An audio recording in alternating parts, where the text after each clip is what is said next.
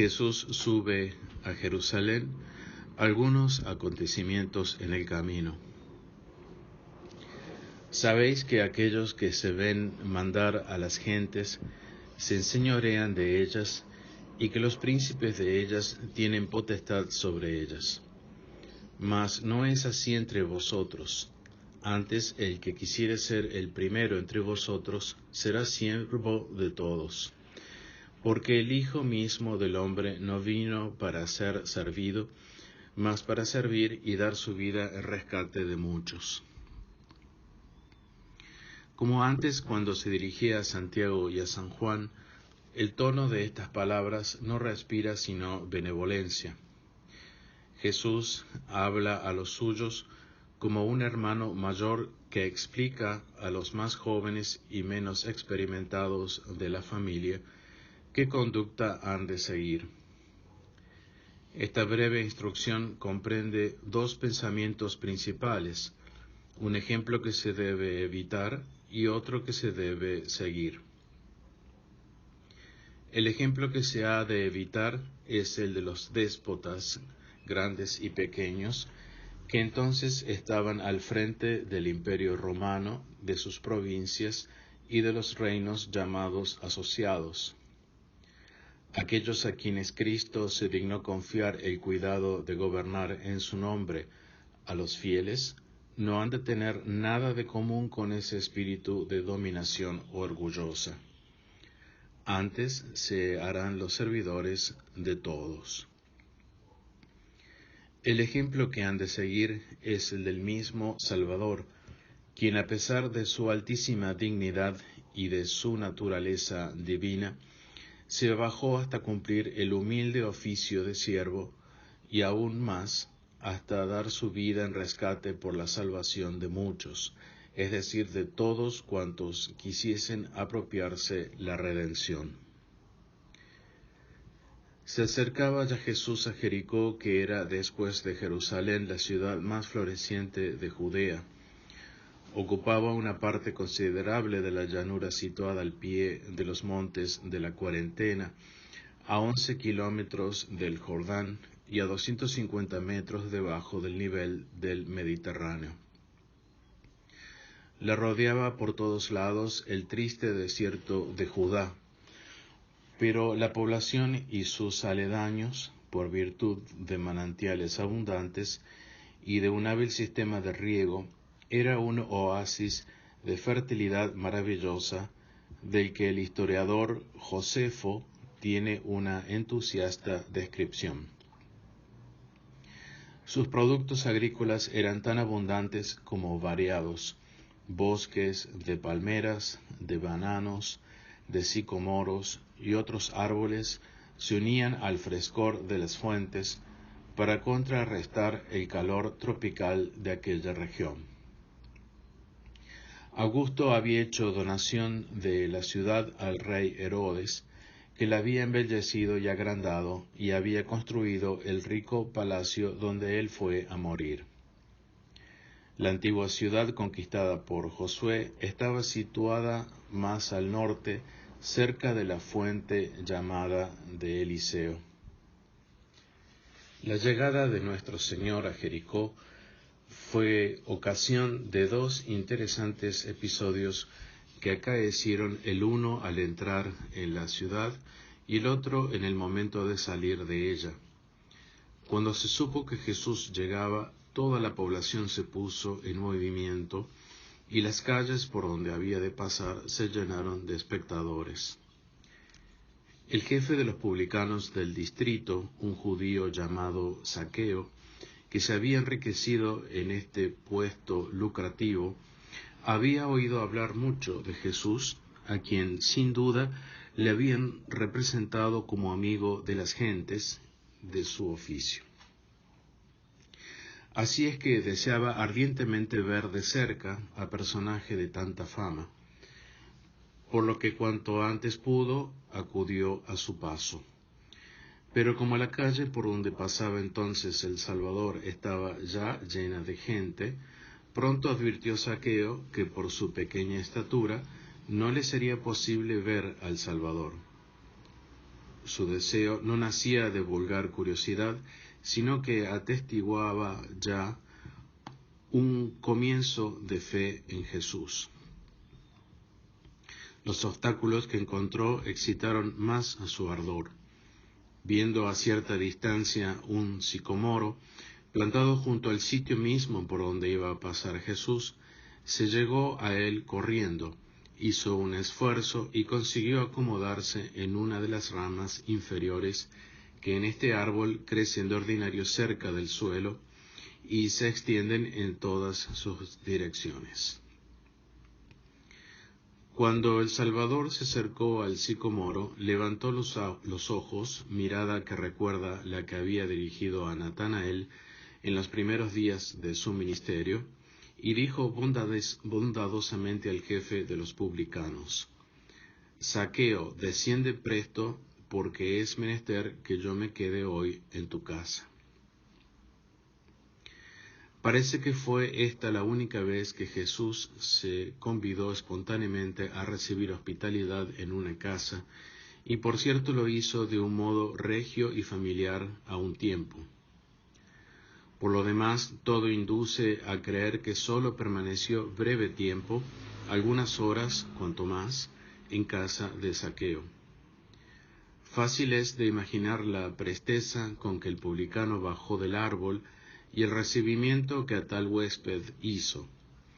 Pero muchos se escandalizaron de que Jesús se hospedase en casa de un hombre tenido generalmente por pecador público, y manifestaron con murmullos su descontento. Entretanto, Zaqueo, puesto de pie respetuosamente ante su augusto huésped, le decía, lo demás de la escena debió de pasar dentro de casa: Señor, he aquí que doy a los pobres la mitad de mis bienes, y si a alguien defraudé, le restituyo el cuádruplo. Con estas palabras expresaba una doble y firmísima resolución. Como recuerdo de la honra que le había hecho Jesús, y en señal de que con fe inquebrantable lo tenía por el Mesías prometido, se obliga en primer lugar a dar a los pobres la mitad de su hacienda. Después anuncia que si viene a comprobarse que se ha hecho culpable de alguna injusticia, falta casi inevitable en el ejercicio de sus funciones de publicano, compensará con el cuádruplo el daño causado al prójimo. La ley judía no exigía restitución de tanta monta, sino cuando el objeto robado había sido enajenado por el ladrón o había perecido en su poder. De ordinario no había obligación de restituir más que el doble, y aun si la restitución se hacía espontáneamente, se tenía por bastante añadir una quinta parte del valor del objeto. Tales sentimientos, libremente expresados, eran señal indudable de sincera conversión, de lo cual Jesús se congratuló públicamente con Zaqueo. Hoy, dijo con afable gravedad, ha venido la salud a esta casa, porque él también es hijo de Abraham, porque el Hijo del Hombre ha venido a buscar y a salvar lo que había perecido. Con esto indicaba nuestro Señor dos motivos que justificaban plenamente su conducta en aquella ocasión. El primero consistía en el derecho de Zaqueo mismo, que sinceramente convertido, tornaba a ser un verdadero israelita, digno de Abraham, su antepasado. El segundo, de naturaleza aún más elevada, recordaba el oficio, la sublime divisa del Cristo, que había venido muy principalmente a buscar las ovejas descarriadas y conducirlas al redil.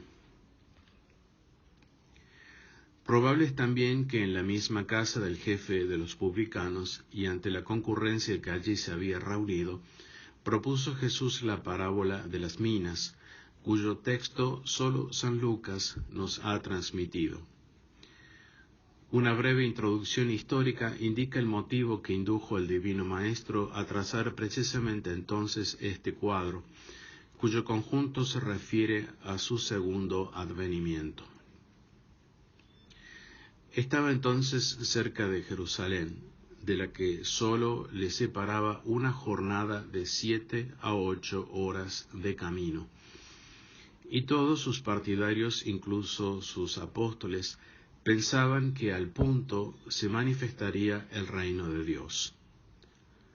Se obstinaban en creer que Jesús subía esta vez a la ciudad santa para que allí le proclamasen rey Mesías y para establecer definitivamente su reino rodeado de todas las glorias humanas que soñaban las imaginaciones judías.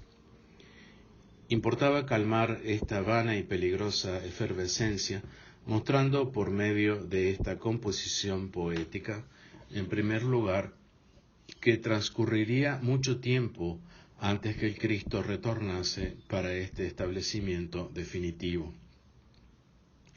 En segundo lugar, que sus discípulos deberían emplear este largo intervalo en trabajar seria y asiduamente en su santificación si querían ser galardonados en su último advenimiento. En fin, que sus enemigos, que con todas sus fuerzas se oponían a su entronización en la forma que Dios quería, no escaparían del justo castigo. He aquí una especie de exordio que expone claramente la situación. Un hombre de ilustre cuna se fue a un país lejano para recibir allí su reino y regresar después. Y habiendo llamado a 10 de sus servidores, les dio 10 minas y les dijo: negociad con ellas en tanto que yo vuelvo. Mas los habitantes de su ciudad le aborrecían y enviaron en pos de él una embajada diciendo: no queremos que éste reine sobre nosotros. Este hombre de noble alcurnia, que se va lejos para recibir la investidura del reino a que tiene derecho, representa a nuestro Señor Jesucristo, que estaba a punto de volver al cielo, de donde no descendería sino después de largos siglos, cuyo número no ha revelado. Mientras espera su regreso, el príncipe pone a prueba la capacidad y la fidelidad de varios de sus servidores, a quienes se propone asociar más adelante a su gobierno a título de ministros. Por esto entrega a cada uno de ellos una suma, para que en su ausencia la acrecienten y hagan fructificar. La mina no era propiamente una moneda que tuviese curso, después de haber servido de peso, que tal es el sentido del hebreo mané, había venido a ser una moneda ficticia, como el talento. La circunstancia de los enemigos del príncipe y de la embajada que enviaron al soberano de quien dependía la investidura ofrece aquí particular interés, pues fue sin duda sugerida a nuestro Señor por hechos que habían acaecido en Palestina poco después de su nacimiento. Como en su lugar dijimos, a la muerte de Herodes el Grande, su hijo Arquelao fue a Roma para obtener del emperador la confirmación del título de rey que su padre le había legado. Los judíos, que le odiaban a causa de la crueldad de que había dado muestras al principio mismo de su gobierno, enviaron a Roma una delegación compuesta de 50 miembros influyentes para protestar ante Augusto y conjurarle a que anulara el testamento de Herodes. También los compatriotas del Salvador se oponían por su incredulidad cuanto podían a que éste reinase sobre ellos, y pronto los oiremos exclamar rechazando al Mesías y renegando de toda su historia religiosa: no tenemos rey sino a César. La segunda parte de la parábola describe lo que sucedió después que volvió el príncipe, ya con título de rey y provisto de plenos poderes, como lo estará Jesús cuando al fin de los tiempos retorne en su glorioso esplendor y en su real omnipotencia. Y aconteció que, vuelto él, y tomado el reino, mandó llamar a los servidores a quienes había dado el dinero para saber lo que había negociado cada uno. Y vino el primero y dijo: Señor, tu mina ha producido 10 minas.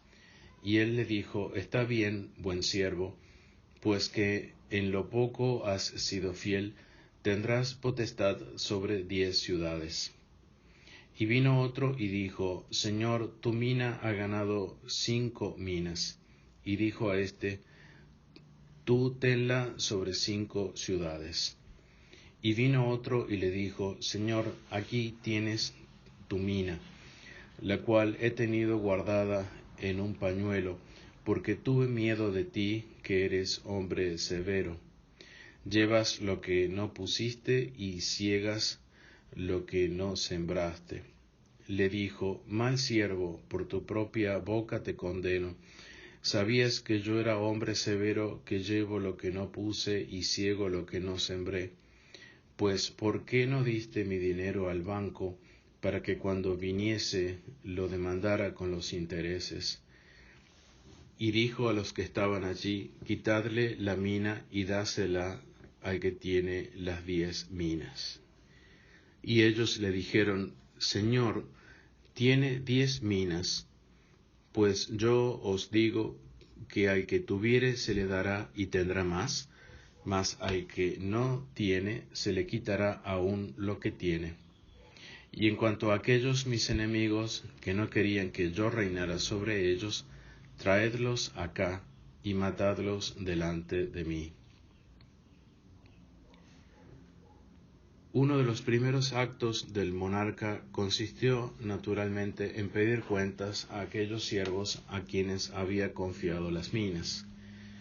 Los que habían negociado ventajosamente con su depósito reciben parabienes y recompensa mayor o menor según la industria y diligencia con que habían servido a su señor. El mal siervo, que pretende disculparse con lenguaje altanero y hasta se atreve a acusar al príncipe de ser no solo amo severo, mas también acusador injusto, es reducido al silencio por un perentorio argumento ad hominem. ¿Cómo no pensó, pues, en prestar su dinero a los banqueros? Sin ningún trabajo suyo habría logrado preciosos intereses. Después de haber castigado o recompensado a sus 10 servidores, a cada uno conforme a sus méritos, el rey toma una resolución terrible contra aquellos que le habían hecho oposición al tiempo de su partida. La sentencia es severa, sin apelación, y se ejecuta inmediatamente conforme a la práctica usual en los países orientales. Esta terrible sentencia es clarísima profecía de la ruina de Jerusalén y de la nación judía, en castigo de la incorregible incredulidad de los más de sus habitantes.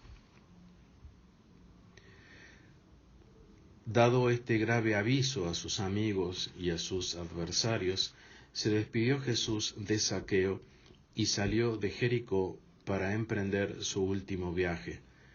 Pero aún hizo un señaladísimo milagro que vamos a referir. Mas antes hemos de aclarar 2 puntos en que hay alguna aparente, ya que no real, contradicción entre los 3 evangelistas. ¿En qué momento preciso se obró el milagro? Según San Mateo y San Marcos, parece que al dejar Jesús a Jericó. Según San Lucas, parece que fue a la llegada. Donde quiera que el milagro acaeciese, es cuestión aquí de una circunstancia secundaria que en nada afecta al fondo de la narración. Jesús obró una curación milagrosa cerca de una de las puertas de Jericó. De ahí el hecho esencial en que a las claras concuerdan los 3 evangelistas. Lo más probable es que la curación maravillosa sucediese a la hora de la partida, como lo dicen San Mateo, testigo ocular, y San Marcos, testigo auricular. En cuanto a San Lucas, sin duda anticipó de industria la narración de este hecho, para referir después más holgadamente el episodio de Zaqueo, que, dado su fin, tenía para él más importancia.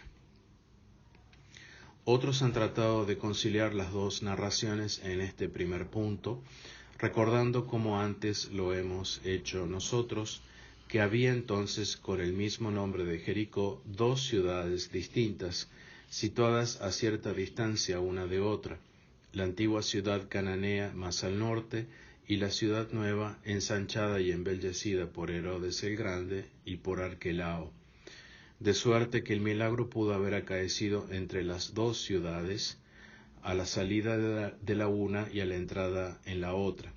Pero esta solución, por su misma sutileza, nos parece improbable. Otra dificultad se refiere al número de ciegos que en aquella sazón fueron curados por Jesús. San Mateo dice que fueron 2, los otros sinópticos solo mencionan 1, del que San Marcos cita hasta el nombre, Bartimeo. Varios intérpretes, así antiguos como modernos, juntando esta dificultad con la precedente, las han resuelto a la vez, suponiendo que Jesús dio sucesivamente la vista a 3 ciegos cerca de Jericó, a 2 cuando entró en la ciudad y al tercero al salir de ella. Mas esto es evidente exageración. Hubo en realidad 2 ciegos, como afirma San Mateo. Si San Marcos y San Lucas no mencionan más que 1, es porque, como ya hicieron al referir la curación de los endemoniados de Gergesa, solo hablan del más conocido, con lo cual en nada contradicen al primer evangelio. Tal es la solución más comúnmente admitida por los exégetas creyentes. Como alguien ha notado muy cuerdamente, los escritores sagrados no pretendían darnos estadísticas oficiales. Ninguno de ellos intentó formar una lista completa de los enfermos a quienes sanó el Salvador.